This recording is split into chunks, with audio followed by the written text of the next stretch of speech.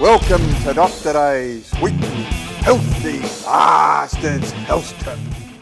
Hey folks, this week's health tip is thanks to Dave Edmonds, who watches this health tip every week in bed. Anyway, his request is, what is a bladder infection or cystitis? Well, let's have a look at this picture of a bladder, eh? So you can see here a picture of a female bladder.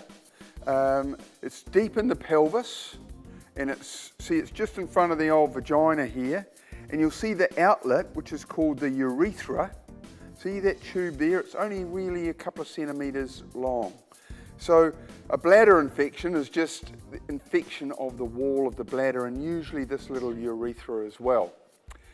On the other hand, this here's a male bladder, which again is obviously deep in the pelvis. And you'll see that the urethra or outlet is a lot longer because it goes down and around and then out the penis, which can vary in size from 1 centimetre to 20, depending which area of the country you come from. So how do you know if you've got a bladder infection? Well, the good thing about bladder infections is usually they're fairly obvious. Because the wall of the bladder is inflamed, it gets irritable, so you tend to find that you go to the toilet more often. And you get this urgency to go to the toilet, but you only go a small amount of urine or wheeze. The other thing is it's often painful to go for a wee, either at the outlet or in the lower part of your tummy, just down here.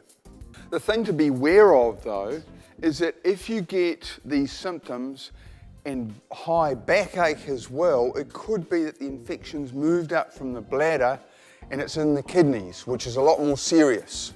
So if you get backache with these symptoms, it's really important to go and check out with a doc as soon as possible. So what causes bladder infections? You can just get them, and that's just the way it is. But in young women, it's often tied up with sort of a frictional thing because the outlet from the bladder to the outside is quite narrow and short. Bugs can get pushed up there in sexual activity or even things like bush biking.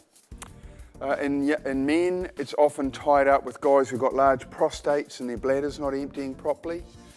It can be either a man and woman in diabetes because there's a lot of sugar in the urine, and that predisposes and allows the bugs to sneak on up and cause infections. In children, it's often tied up with anatomical abnormalities where the whole bladder system's a bit skew-whiff and there's different leaky valves and stuff like that. So bladder infections in kids is actually quite important to pick up and investigate. So, treatment. How do you treat bladder infections? Simple, you just need antibiotics.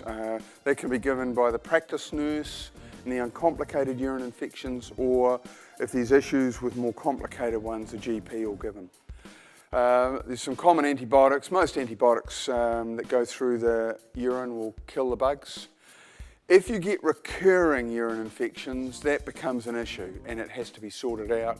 But remember, the things that help prevent urine infections, good hygiene down below, good scrub up, if you know what I mean. If you're getting them after sex, then it's important to, have a pee reasonably soon afterwards. Don't ruin the moment and just jump up and rush to the toilet, you know what I mean, but within 10 or 15 minutes. And some people may say actually, and there's some evidence for cranberry juice in helping prevent them, not to treat them, but to prevent urine infections. So, drink a bit of cranberry juice as well, and also keep the hydration up generally anyway, and that's good for you. So that's this week's tip. And we're off to Berlin. We're going to check out Auschwitz, and we're going to do part of the Way or the Camino walk in Spain. So we'll be taking our International Healthy Bastards travelling cap, and that's largely because Calvert hasn't given his one back. We've got a new one, and we'll keep you in contact with Facebook. So help spread the word. See you later, fellas.